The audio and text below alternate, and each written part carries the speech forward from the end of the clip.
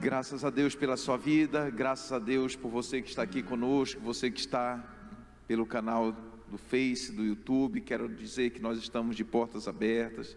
A igreja foi toda adequada, ajustada, para que pudéssemos receber você com segurança, de acordo com todas as prerrogativas dos órgãos da saúde. Que Deus possa abençoar você com toda sorte de bênção. E hoje eu quero que você abra sua Bíblia no livro de Lucas, se puder projeta para mim, Lucas capítulo 15, verso 18, nós vamos dar continuidade na palavra que temos ministrado. Serei levantado, voltarei à origem, e há algo muito interessante o que vai ser dito, o que vai ser falado hoje, o que vai ser relatado hoje, porque vem de encontro ou confronta exatamente aquilo que somos, aquilo que queremos ser, ou aquilo que pensamos ser. E aí vem um choque de Deus, dos céus, da Bíblia, contra nossas vidas e contra muitas vezes os conceitos que nós estabelecemos para a vida. Às vezes aquilo que eu estabeleço não é o que Deus estabelece, às vezes aquilo que eu crio não é o que Deus cria, e eu tenho que entender e aprender a alinhar a minha vontade com a vontade do Pai, porque sem a vontade do Pai presente, a minha vontade ela é única, exclusiva, e ela nunca vai ter o amparo legal dos céus, e eu tenho que entender que eu sou céu e terra. E aí quando eu compreendo isso, Deus começa a mover e a mover-se de uma maneira diferente na minha vida e em tudo que eu fizer. Então vamos lá, Lucas capítulo 15, verso 18, vou ler junto com vocês. E contou-lhes, e perguntou-lhes um certo príncipe, dizendo: bom mestre, que haveis de fazer para herdar a vida eterna?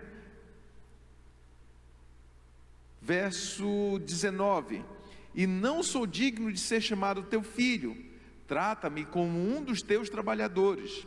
E levantando-se foi para seu pai. Vinha ele ainda longe, quando seu pai avistou, e compadecido dele, correndo, o abençoou e o beijou. O maior perigo do homem, eu tenho dito isso, e isso tem que ser redito todos os dias, e nós temos que refletir sobre isso. O maior perigo do homem é receber a bênção antes do tempo, ou fora do tempo. Muitas vezes nós estamos orando, brigando, porque queremos isso, porque queremos aquilo, e Deus está dizendo: ei, não é a hora, não é o momento, ainda não foi chegado o tempo para que isso se cumpra. Mas nós insistimos tanto com Deus, que Deus diz assim: bom, se Ele quiser percorrer esse caminho sozinho, Ele pode percorrer, mas eu não estou nesse negócio, e aí não vai fluir. Deus não deixa fluir. Dia desse eu conversei com uma pessoa e disse mesmo: essa pessoa não pode dirigir, mas tem meu aval. Eu perguntei: tem carteira, está habilitada, tem legalidade para fazer o que faz? Não, mas eu permiti. Ora, não é o que você permite, mas é o que é possível ser feito. Quando Deus der a habilidade correta, a permissão correta, a outorga para que você faça, você vai fazer, e vai fazer com muita graça. Vai fora do tempo. Toda bênção fora do tempo, ela vira uma maldição. Nunca busque algo fora do tempo, nunca case fora do tempo, nunca arrume um amigo fora do tempo, nunca tente fazer uma faculdade fora do tempo. Você está na 8ª série, e aí você consegue passar no vestibular e vai para a justiça e briga para poder entrar na faculdade. Está fora do tempo. Você não cumpriu as etapas, as prerrogativas, as condições necessárias para que você pudesse fazer tudo o que você vier fazer da maneira correta. E aí nós temos um outro problema com o jovem judeu, é cuidado com quem você se conecta. Aquele jovem, quando saiu da casa dele, conectou-se com várias pessoas que simples e puramente conectaram-se a ele por conta do dinheiro que ele tinha, da herança que ele tinha pedido antecipadamente, fora do tempo. Aquele jovem nunca foi pobre, ele sempre foi rico. A única coisa que ele fez é pegar a riqueza dele e gastar de uma maneira desordenada. E aí aquelas pessoas que se alinharam a ele, se alinharam simples e puramente porque vinham em busca de algo que supririam uma necessidade momentânea. Aí fica uma pergunta: você sabe quem você é? Será que aquele jovem judeu sabia quem ele era? Tinha tudo na casa do pai, mas será que ele sabia quem ele era? se rebelou, pediu a parte da herança dele, saiu aos 4 ventos, fez tudo o que entendeu na cabeça dele, experimentou de tudo que podia experimentar, mas ele sabia quem de fato ele era. Ele continua, independente disso, ele continua sendo um filho amado. E Deus continua o amando de uma maneira incondicional. Vamos fazer uma analogia nas nossas vidas com a vida de Deus. Independente de quem somos, independente do que fazemos, Deus continua nos amando de uma maneira incondicional. Porém, eu tenho um caminho de volta a perseguir para poder restaurar o altar que eu quebrei de relacionamento com Deus. E aquele jovem judeu, esse jovem que a Bíblia cita, aqui no livro de Lucas, capítulo 15, exatamente ocorreu isso. Ele quebrou um relacionamento com o pai, e ele tinha um caminho de volta a percorrer, para poder experimentar a restauração de um relacionamento pleno, perfeito e direto com Deus. Que tudo que ele estava experimentando era momentâneo e passageiro. Ele não tinha nenhuma perspectiva da vida com aquilo que ele estava vivendo.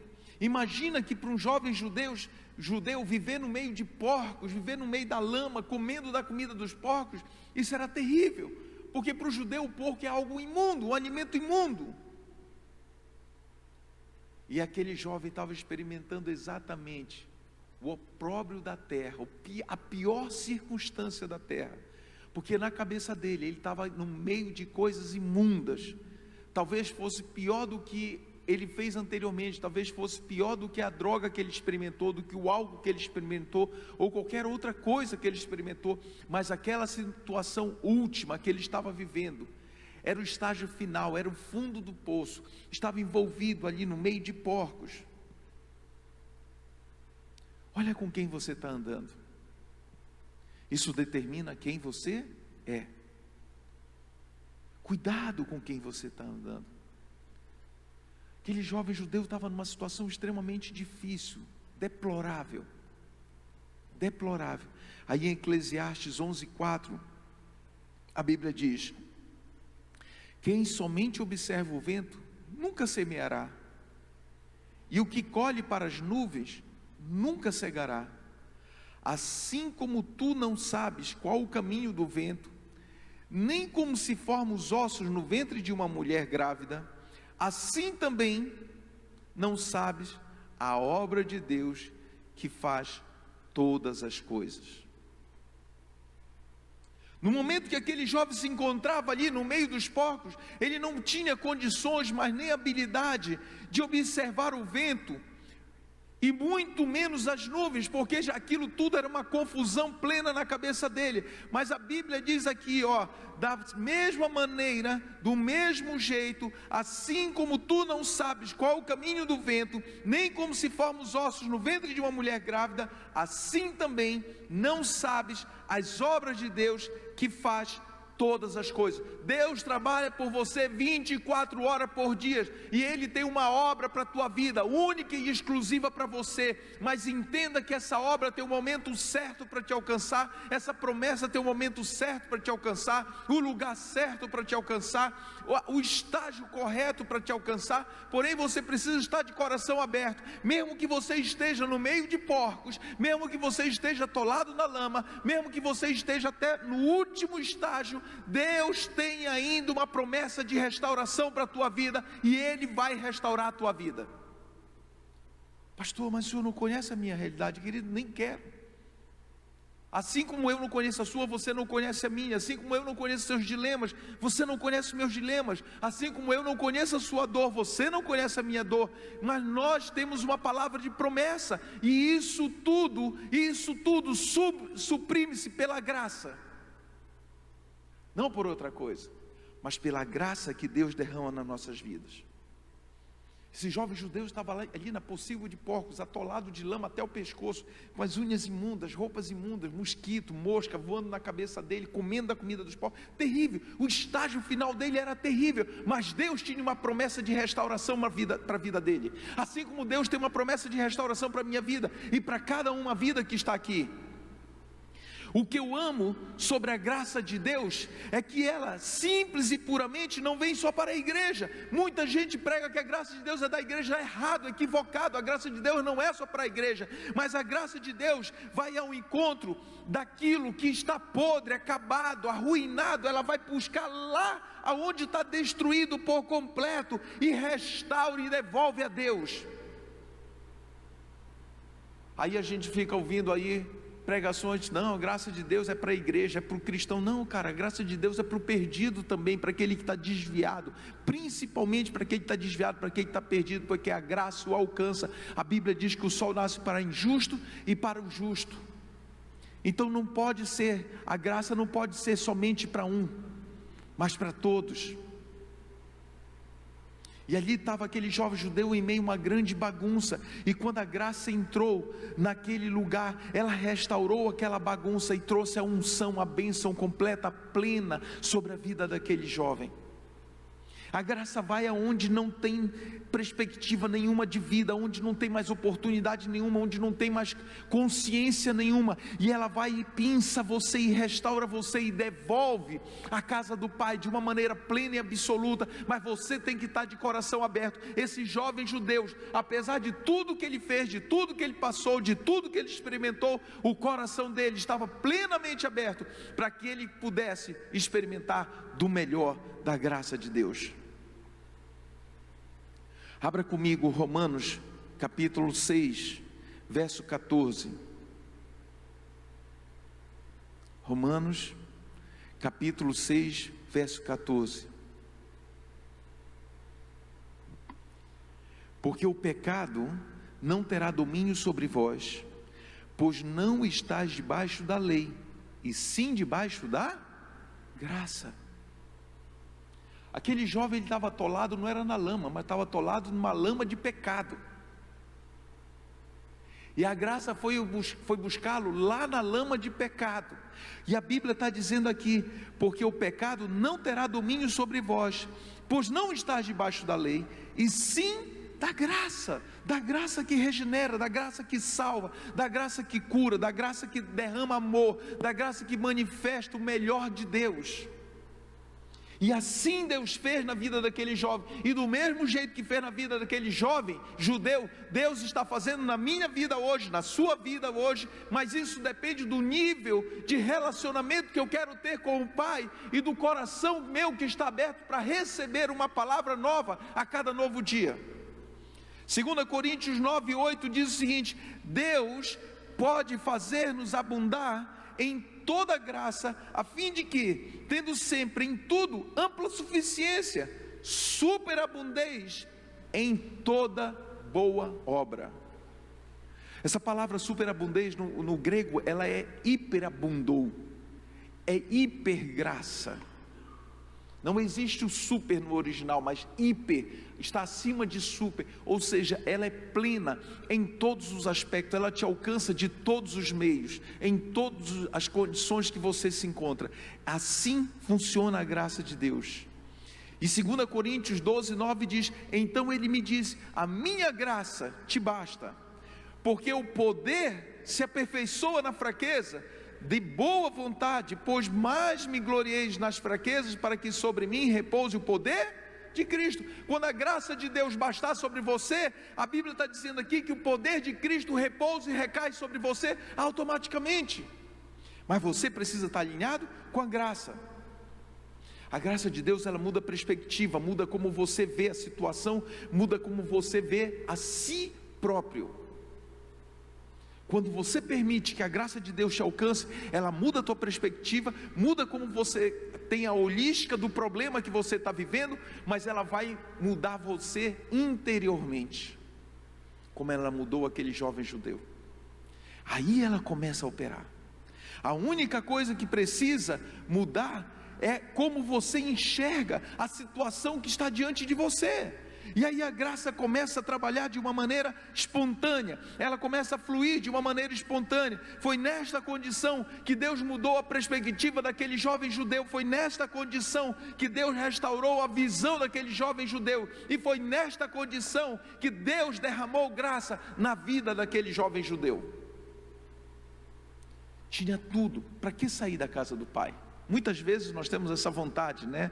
Vou sair, vou abandonar, vou criar meu próprio rumo, vou traçar minha própria rota, vou criar meus próprios meios. Quando você, na verdade, tem tudo onde você está, tem tudo onde Deus te colocou. E aí você quer aventurar, e você vai incorrer em viver na mesma sorte que viveu esse jovem judeu. 1 Timóteo 1,15 diz: fiel é a palavra e digna de toda aceitação, que Cristo Jesus veio ao mundo para salvar os pecadores, dos quais eu sou o principal. Ninguém está fora, ninguém está excluído desse versículo, mas todos nós somos pecadores. Mas a Bíblia diz aqui que a palavra é digna de toda aceitação, que Cristo veio ao mundo para salvar, restaurar, reconciliar todo pecador com Ele novamente. Todos ouvem a mesma mensagem, mas recebem de uma maneira diferente. Todos ouvem ou participam do mesmo culto, mas recebem de uma maneira diferente. Bons ministérios são desafios para todos os dias.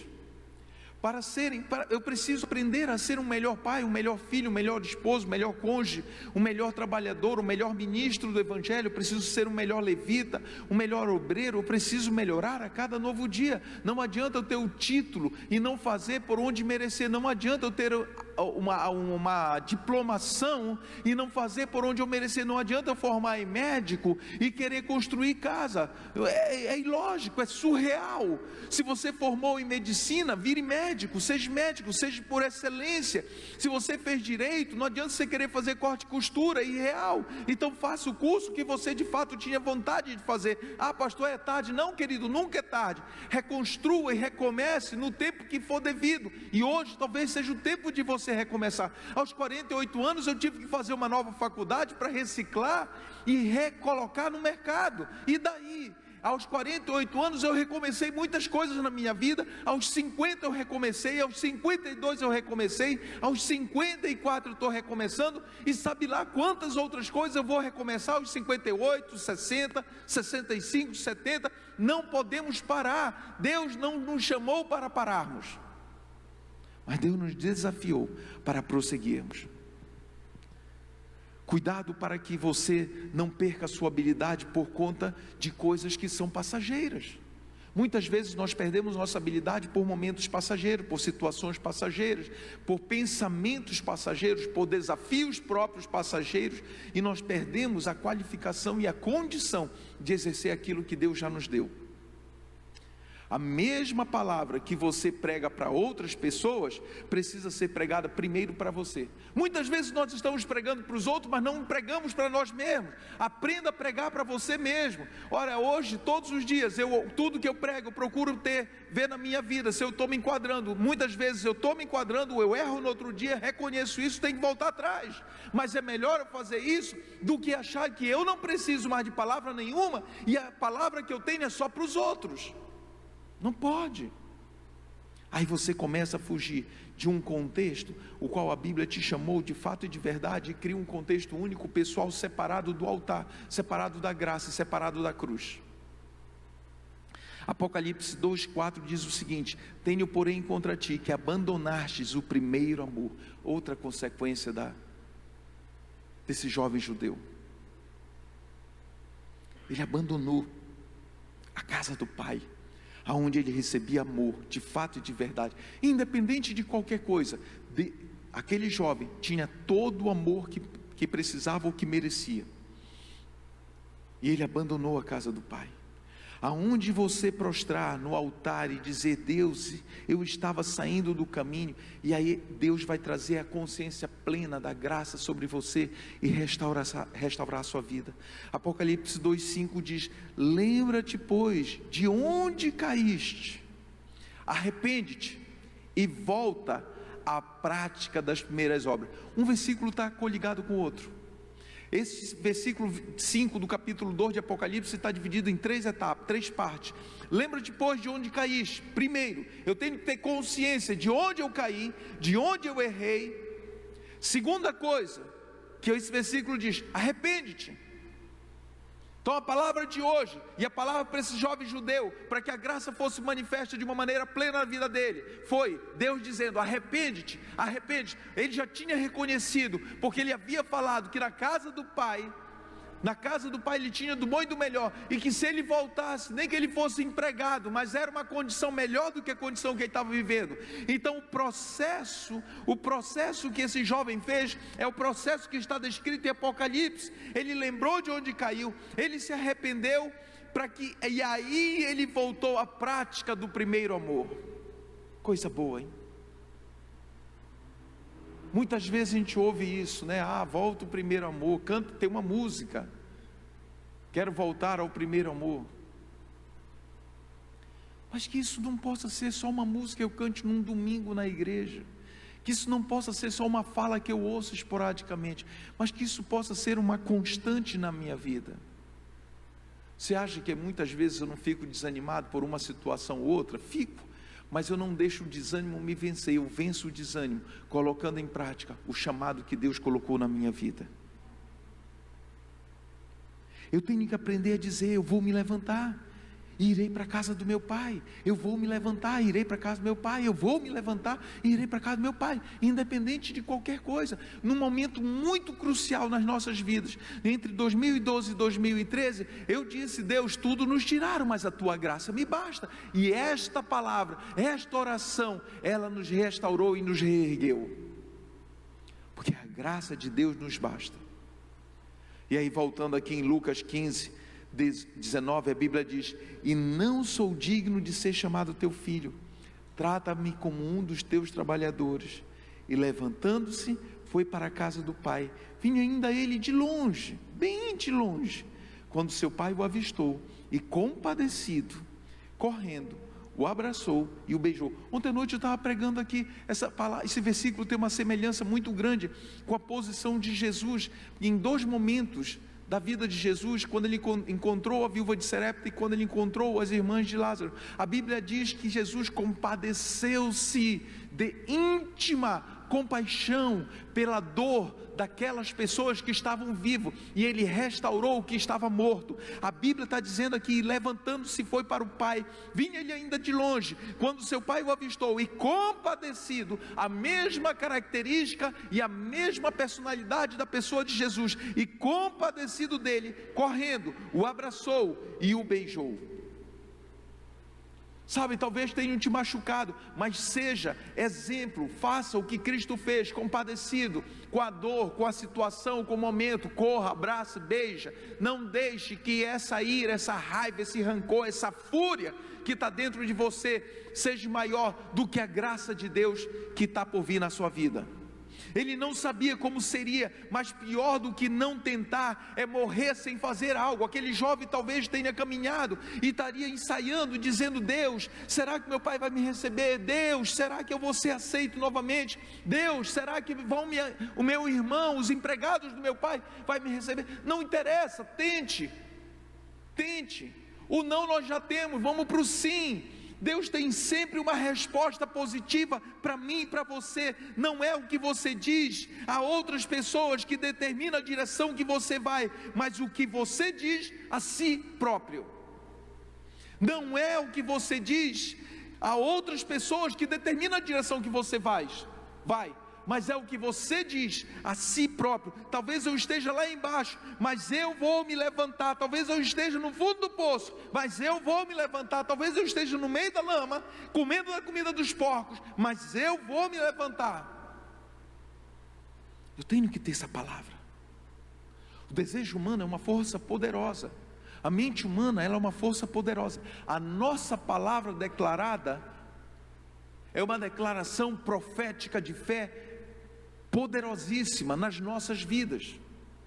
E eu tenho que aprender a declarar isso. Quando você coloca na tua mente, eu vou me levantar, nada pode segurar você. Quando você entende isso claramente, plenamente, perfeitamente, Deus constrói em você um ambiente profético, propício, para que todas as coisas façam com que sejam boas diante de você. Nenhuma fraqueza, nenhum inimigo, nenhum pecado, nenhuma macumbaria, nenhuma feitiçaria, nada disso, nada. Se você colocar na tua mente, eu vou me levantar, Deus será contigo e irá cumprir cada um dos seus desígnios na tua vida. É assim que Deus faz, é assim que Deus constrói, é assim que Deus promove. É dessa maneira que Deus utiliza do benefício, do mérito, da bondade, da graça, do favor, da misericórdia. Ou seja, todo o céu trabalha a teu favor, todo o céu trabalha para que construa-se algo novo e novidade em Cristo na tua vida, independente do estágio que você esteja. Deus é fiel e Ele vai te tirar desse lugar. Amém?